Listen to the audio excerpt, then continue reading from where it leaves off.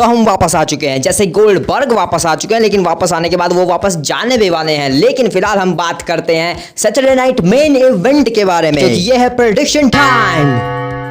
और सिर्फ प्रेडिक्शंस ही नहीं बल्कि ऑड्स विनर्स कौन चल रहे हैं और उसके अलावा क्या डेट एंड टाइम होने वाला है, क्योंकि कुछ ही घंटे बचे हैं और तुम इसे कहां देख सकते हो सैटरडे नाइट मेन इवेंट को, वो सब मैं तुम्हें इन डिटेल में बताने वाला हूं इस वीडियो में। तो सबसे पहले प्रेडिक्शंस से ही शुरू करते हैं। सबसे पहला मैच भाई जिसके लिए मैं काफी ज्यादा एक्साइटेड हूं और शायद जो कि ओपनिंग मैच भाई काफी हद तक लग रहा है, क्योंकि पूरे मैच कार्ड में ओपनिंग मैच जो है सबसे बेटर होता है और मेन इवेंट सबसे बेटर होता है। लेकिन मेन इवेंट स्पॉट जो है वो तो भाई होम टाउन को ही मिलेगा ना। मतलब अगर ऐसा बंदा जो रिटायर होने वाला है और वो अपने ही घर में रिटायर होने वाला, तो भाई उसी का मैच मेन इवेंट करेगा फॉर श्योर भाई। इसलिए जो इस शो को ओपन करने वाला है वो मैच है Seth fricking Rollins versus LA night, जिसके ऑड्स विनर की अगर बात करें तो यहाँ पर भाई सेथ रॉलिंस हाईली फेवरेट है इस मैच को जीतने के लिए। वो -900 चल रहे हैं और जो जितना माइनस होता है वो जीतता है। तो भाई एलए नाइट तो इस मैच को नहीं जीत रहे हैं, यहाँ पर फेवरेट है सेथ फ्रिकिंग रॉलिंस से। लेकिन यहाँ पर एक कैच है भाई, यहाँ पर हो सकता है एक मेजर रिटर्न, क्योंकि भाई सेथ रॉलिंस है भाई एलए नाइट को बुरी तरीके से धोएगा और ऊपर से भाई सेथ रॉलिंस के घर पे चोरी हो चुकी है। तो भाई वो गुस्सा भी है, भाई मेरे घर पे चोरी किसने कर दी। वो एलए नाइट जो है प्राइम सस्पेक्ट है फिलहाल के टाइम पर उस चीज के लिए। लेकिन भाई जहां तक मुझे लगता है वो एलए नाइट तो नहीं हो सकता, वो सीएम पंक हो सकता है। एजेली को भी साथ में लेके गया होगा भाई, बैकी लिंच की साइड से तो हो सकते हैं ना कुछ बंदे, हो सकता है बेली, भाई वो कोई भी हो सकता है। लेकिन भाई मुझे सीएम पंक के चांसेस बहुत ज्यादा लगते हैं। खैर ये सब अलग बात है, लेकिन भाई तुम सोचो सेथ रॉलिंस के घर पे चोरी हो गई, ये तो ब्रेकिंग न्यूज भाई, ये सबसे अजीब न्यूज है भाई। मतलब सेथ रॉलिंस भाई एक WWE सुपरस्टार है, मतलब एक सेलिब्रिटी भाई, उसके घर पे चोरी हो गई। तो भाई इससे मतलब वो चोरी करने वाला भाई कितना शातिर होगा भाई जिसने सेथ रॉलिंस के घर पे चोरी की, या फिर उसे पता ही नहीं होगा कि भाई वो सेथ रॉलिंस का घर है। खैर कोई बात नहीं, वो सीएम पंक ही होगा भाई, मुझे पता है भाई वही होगा। इसको बस स्टोरी में डालो भाई सीएम पंक के साथ, मजा आएगा भाई। सीएम पंक को बना दो चोर और फिर Seth Rollins versus CM Punk भाई और बार देखने को मिल जाएगा। ये सब अलग बात है। फिलहाल एलए नाइट और सेथ रॉलिंस के ऊपर चलते हैं। फॉर श्योर भाई इस मैच में सेथ रॉलिंस आराम से जीतने वाले हैं इस मैच को। एलए नाइट के साथ वो मैजिक तो क्रिएट कर ही सकते हैं। उसके बाद ब्रॉन ब्रेकर है भाई, तो वो आएंगे भाई धजिया उड़ाएंगे यहाँ पर एलए नाइट की, बुरी तरीके से उसे धोएंगे। वहां पर सीएम पंक आएगा भाई, सीएम पंक क्या ही कर लेगा, वो पिटेगा। सैमी ज़ैन आने से रहा भाई, उसे यहाँ पर अपनी नाक घुसेड़ सकता है। लेकिन उसके बाद भाई एक चीज हो सकती है, क्योंकि भाई ये तीनों भाई ऐसे ही टूट फूट जाएंगे। ब्रॉन्सन ब्रीड और ब्रॉन ब्रेकर के सामने कैसे भाई जे उसो सीएम पंक टिक सकते हैं, और एलए नाइट तो पहले ही टूटा फूटा पड़ा होगा। तो भाई इनमें से कोई भी कुछ नहीं कर पाएगा। तब यहाँ पर रिटर्न होगा दी ओटीसी,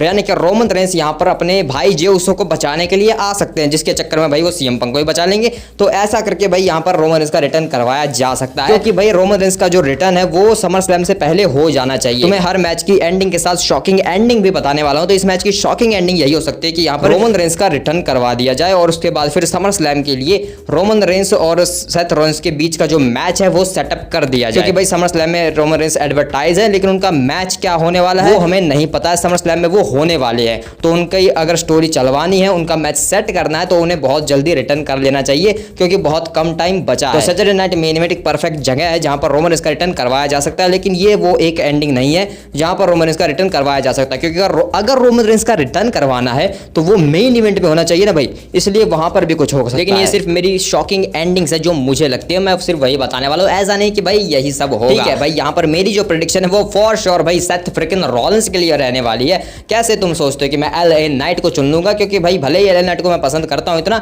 लेकिन सेथ फ्रिकिंग रॉलिंस भाई फेवरेट ऑफ ऑल टाइम है। तो इसलिए भाई सेथ रॉलिंस इस मैच को जीतने वाले हैं according to my prediction, according to odds. और उसके बाद भाई LA Knight CM Punk J Uso जो आएगा भाई वो बुरी तरीके से पिटने वाला है। लेकिन उसके बाद सेथ रॉलिंस का दिमाग और ज्यादा खराब होने वाला है, क्योंकि वो कहीं और जाकर अपनी नाक घुसेड़ने वाला है। इसके बाद चलते हैं अगले मैच की तरफ, जो कि है singles match Drew McIntyre versus Randy Orton. भाई इसका विनर प्रेडिक्ट करना ही भाई बहुत मुश्किल है, क्योंकि यहाँ पर पहले ऑड की बात करते तो ऑड्स के अकॉर्डिंग यहाँ पर ड्रू मैकिंटायर इस मैच को जीतने के लिए थोड़े बहुत फेवरेट चल रहे हैं, वो -350 हैं और रैंडी ऑर्टन +225 है। जहां तक जब मैंने ऑड्स देखे थे तो यहाँ पर जो है ड्रू मैकिंटायर जीत तो रहे हैं, लेकिन कुछ ज्यादा फर्क नहीं। लेकिन अगर इन दोनों को ही देखा जाए, इनकी दोनों की स्टोरी देखी जाए, तो भाई ड्रू मैकिंटायर ऑलरेडी हार के आ चुका है, अपने पीछे मैचेस हारा है भाई। मैं तो कहूंगा अगर ड्रू मैकिंटायर अपने अगले सारे मैचेस जीत जाए भाई, वो 4 साल तक अनपिंड रहे ना भाई, तब जाकर सेटिस्फेक्शन मिलेगा लोगों को कि भाई हाँ भाई ड्रू मैकिंटायर जीत रहा है। 4 साल तक अगर वो ना हारे कोई भी मैच, तब जाकर भाई सेटिस्फाई होंगे भाई हर कोई इंसान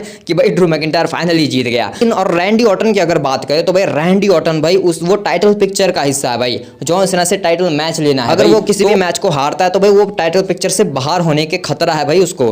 पिछले मैचेस वो हार चुका है, किंग ऑफ द रिंग में हार चुका है कोडी रोड्स के अगेंस्ट, तो भाई ऐसे में उसका जीतना, उसका भी हारना भाई बहुत ही ज्यादा मुश्किल है। तो यहाँ पर मैं कहूंगा कि काफी सारे लोगों की शायद यहाँ पर यही राय रहने वाली है कि भाई इस मैच को डीक्यू करवा दिया जाए, यानी कि इस मैच को ड्रॉ डिक्लेयर कर दिया जाए भाई। इन दोनों की ऐसी भसड़बाजी हो कि ये मैच डिस्क्वालीफाई हो जाए, रद्द हो जाए भाई, इनमें से कोई भी ना जीते भाई, वही इस मैच का सबसे बेटर एंड हो सकता है कि भाई इनमें से कोई भी ना जीते, यहाँ पर कोई विनर निकल के ना ही आए तो बेटर है भाई, क्योंकि वो इन दोनों के लिए ही खराब बात रहने वाली है कि यहाँ पर कौन जीतेगा। लेकिन अगर जीतने के भी और भी बहुत सारे तरीके होते हैं जिसमें ये दिखाया जाता है कि वो जीत तो गया लेकिन वो सही से नहीं जीता। ऐसा रैंडी ऑर्टन के साथ पहले भी हो चुका है, जैसे कोडी रोड्स ने किया था, यानी कि वो बुरी हरकत है भाई जो ड्रू मैकिंटायर आसानी से कर लेगा, कुछ ऐसी चीज जिससे भाई रैंडी ऑर्टन को ऐसा होगा कि काश मैं ये करता तो मैं भी जीत जाता, क्योंकि भाई रैंडी ऑर्टन के अंदर का हैवान जो निकालना है, और ये स्टोरी भाई उसके लिए काफी बेटर है भाई। समर स्लैम तक इस स्टोरी को ये लोग आराम से खींच सकते हैं।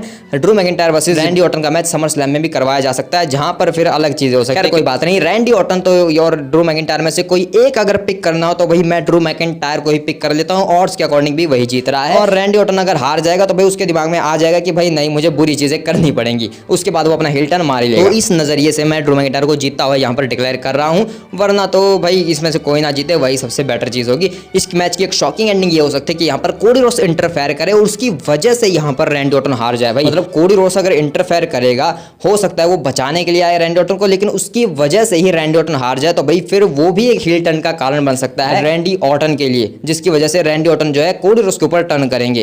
तो ऐसी चीजें भाई बहुत जल्द हो सकती है, तो इसलिए भाई ये कुछ सिनेरियोज है जो इस मैच में देखने को मिल सकते हैं, जिससे रैंडी ऑर्टन का हील टर्न के चांसेस बढ़ सकते हैं और हमें फिर से एक विंटेज रैंडी ऑर्टन देखने को मिल सकता है, एक लेजेंड किलर एपेक्स प्रेडेटर भाई जिसे हम जानते थे। उस ड्रू मैकिंटायर ने तो बोल दिया कि भाई वो तो मर चुका है। खैर अब हम आगे चलते हैं। यूनाइटेड स्टेट चैंपियनशिप के लिए solo Sikoa versus Jimmy Uso का मैच होने वाला है, जो कि ब्लड लाइन वॉर से कम नहीं है, क्योंकि यहाँ पर ब्लड लाइन वॉर ही और ये again solo Sikoa versus Jimmy Uso United state championship दांव पर लगी। और तुम्हें क्या लगता है जिमी ऊसो जीत जाएगा?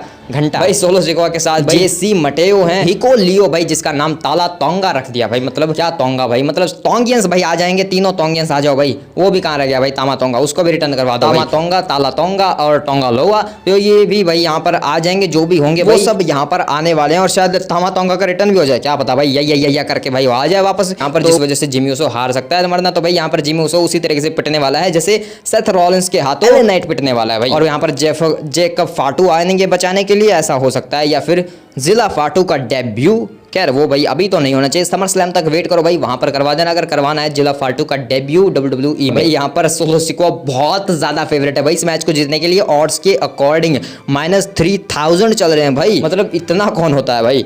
और जो जिमी ऊसो है वो +900 है भाई। मतलब देख रहे हो भाई इतना बड़ा अंतर है। तो भाई सोलो सिकोआ इस मैच को क्लियरली जीत रहा है भाई, स्क्वाश करके जिमी ऊसो को पूरी तरीके से। तो यहाँ पर सोलो सिकोआ ही मेरी प्रेडिक्शन रहने वाली है। इतना जल्दी थोड़ी ना हार जाएगा भाई, इतने मुश्किल से वो चैंपियन बना, इतने सालों की मेहनत और मशक्कत के बाद। तो अब आगे चलते हैं भाई हमारे मेन इवेंट की तरफ। सैटरडे नाइट मेन इवेंट का main event world heavyweight championship के लिए गुंथर वर्सेस गोल्डबर्ग, जो कि गोल्डबर्ग का आखिरी मैच होने वाला है। पता नहीं भाई लोग गोल्डबर्ग को क्यों ना पसंद करते हैं भाई, मुझे तो कुछ दिक्कत नहीं है। गोल्डबर्ग जब भी आता है भाई लोग उसके नारे लगाते हैं, उसका नाम चिल्लाते हैं भाई। उसका थीम सॉन्ग कितना बेहतरीन है, उसकी स्पीयर कितनी ताकतवर है भाई। तो शायद ब्रेट हार्ट के फैंस है भाई जो शायद गोल्डबर्ग के हेटर्स है फिलहाल के टाइम पर। मुझे नहीं पता भाई तुम लोग क्या सोचते हो गोल्डबर्ग के बारे में, लेकिन गोल्डबर्ग मतलब वो एक इकलौता इंसान है जिसने कुछ चीजें सेट की हैं भाई WWE में। WWE में उसने रिकॉर्ड सेट किए हैं, WWE की तरफ वो अटेंशन लेके आया भाई, हर वक्त भाई हर बार लेकर आया है। ब्रॉक लेसनर वर्सेस गोल्डबर्ग की जो फ्यूड्स रहती थी भाई वो कितनी लाजवाब है भाई। हम गेम्स में जो है हमेशा वही मैच प्ले करते हैं, हमेशा भाई गोल्डबर्ग वर्सेस ब्रॉक लेसनर भाई, और कोई मैच प्ले नहीं होता भाई उसमें। तो भाई ये राइवलरी कितनी आइकॉनिक रही थी। और अब गुंथर भाई जिसका हम जो है ड्रीम अपोनेंट ब्रॉक लेसनर को मानते हैं कि ब्रॉक लेसनर वर्सेस गुंथर कब देखने को मिलेगा, उसके बावजूद हमें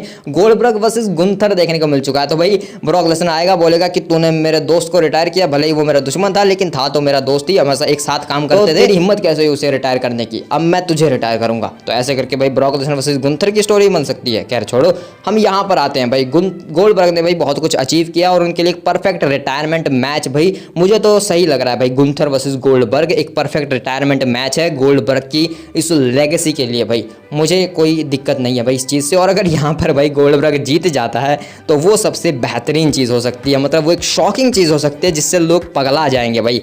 ऐसा कहना है बैरन कॉर्बन का भाई। उन्होंने कहा है कि भाई अगर लोगों का दिमाग खराब करना है, और क्योंकि मुझे तो भाई लोग वैसे ही नापसंद करते हैं, तो मैं यही कहना चाहूँगा कि गोल्डबर्ग को यहाँ पर जितवा दो। ऐसा बैरन कॉर्बन का कहना था कि उसे चैंपियन बनवा दो, और उसके बाद जो लोग जितनी हेट करेंगे, जो सोशल मीडिया के ऊपर जो भी कुछ, वो लोग पगला जाएंगे, उनका फेस देखने लायक होगा, बहुत मजा आएगा भाई। यानी कि जो हीट जनरेट होगी सोशल मीडिया के ऊपर गोल्डबर्ग की विन को लेकर, तो भाई वो अलग ही होगी, और जो उसे देखने में बैरन कॉर्बन को बहुत मजा आएगा। और मैं एग्री करता हूँ भाई बैरन कॉर्बन की बात, मुझे भी काफी मजा आएगा जब लोग जो है पागल हो जाएंगे इंटरनेट के ऊपर गोल्डबर्ग को जीतता हुआ देखकर। ऐसा सपने में हो सकता है, लेकिन ये सपना पूरा भी हो सकता है। गोल्डबर्ग इस मैच को जीत सकते हैं सबको दिमाग हिलाकर, क्योंकि सबको ये एक 1-on-1 मैच लग रहा है। ऐसा नहीं है भाई, वहां पर गोल्डबर्ग की फैमिली होने वाली है।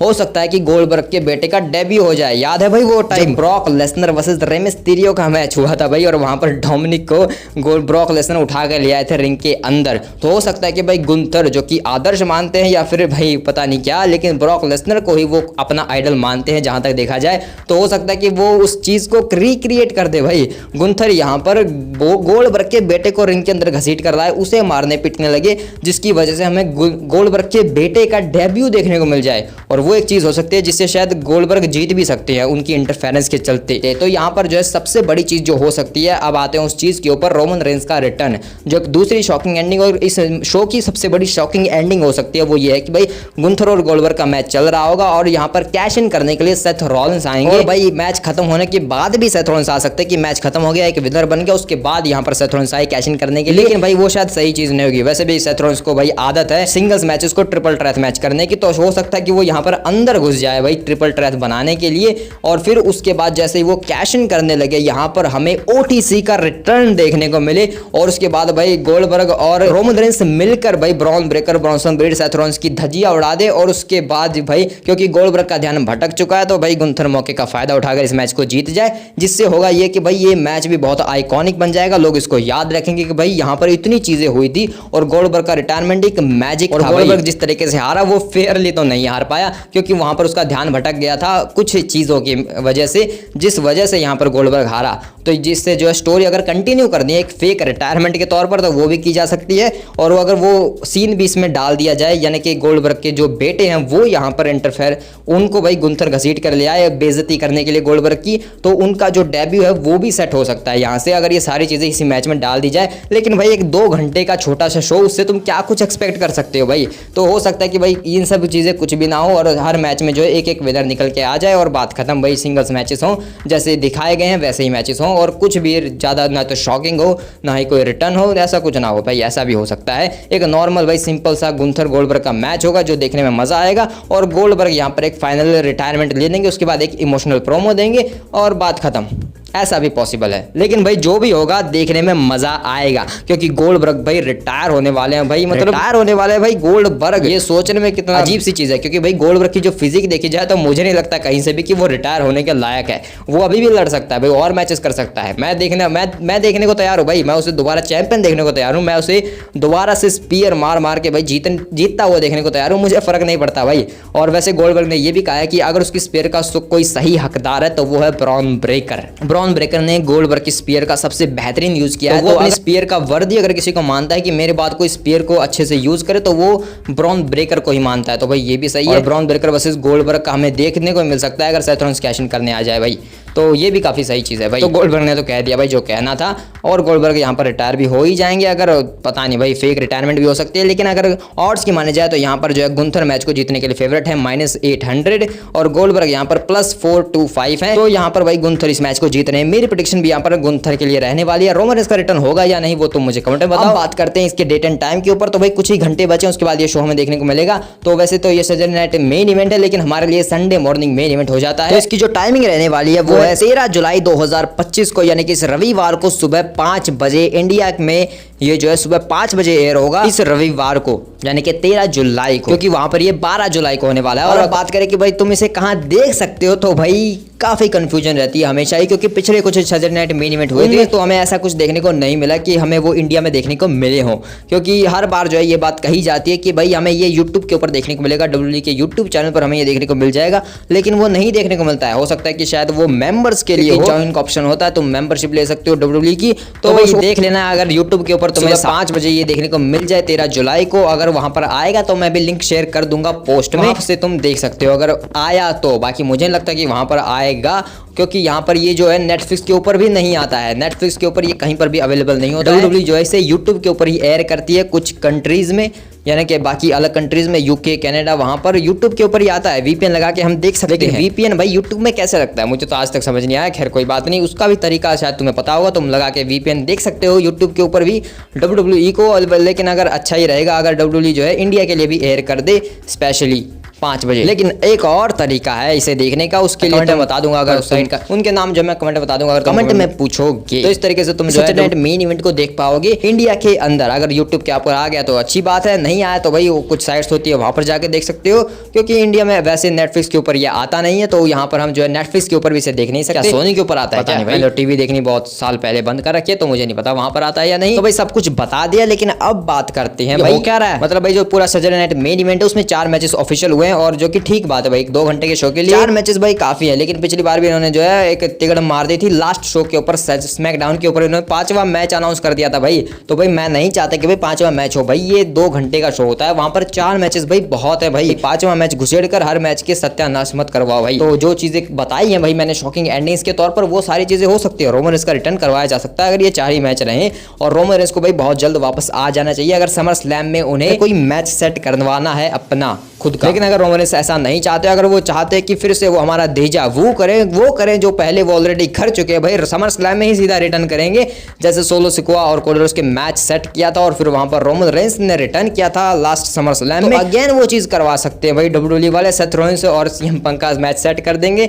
हैं, और हेल इन अ सेल करवा दो भाई, पता नहीं क्या भी कुछ भी कर देंगे भाई, और फिर वहां पर जो है रोमन रेंस का रिटर्न हो जाएगा। और क्या डेजा वो करवाना है भाई हमारा, और कुछ। अगर Roman Reigns Saturday night main event में नहीं आते हैं तो फिर समर स्लैम में ही रिटर्न करेंगे भाई सीधा वो। लेकिन उससे पहले भी वो कहीं पर भी आ सकते हैं किसी भी स्मैकडाउन के ऊपर। तुम बताओ तुम्हें उन्हें कहां रिटर्न होता हुआ देखना चाहोगे। हालांकि वो फिल्म्स भी कर रहे हैं भाई काफी सारी, उनके ऊपर अलग वीडियो में बात करेंगे। रोमन रेंस के ऊपर स्पेशल वीडियो बनाएंगे भाई रोमन रेंस कर क्या रहे हैं। तो भाई यही है सैटरडे नाइट मेन इवेंट 2025 का जुलाई वाला, जिसमें भाई 4 मैचेस ऑफिशियल हुए हैं। हर मैच का विनर, ऑड विनर और क्या कुछ शॉकिंग एंडिंग हमें देखने को मिल सकते हैं, वो सब मैंने तुम्हें बता दिया। गोल्डबर्ग अगर जीत जाए भाई तो भाई सच में हल्ला गुल्ला मच जाएगा, जो कि भाई मुझे देखने में काफी मजा आएगा, फिर इंटरेस्टिंग हो जाएंगी चीजें। तो तुम्हारे क्या थॉट्स हैं इन सब चीजों के ऊपर मुझे कमेंट में बताओ। मिलते हैं किसी और वीडियो में, तब तक के लिए बाय बाय।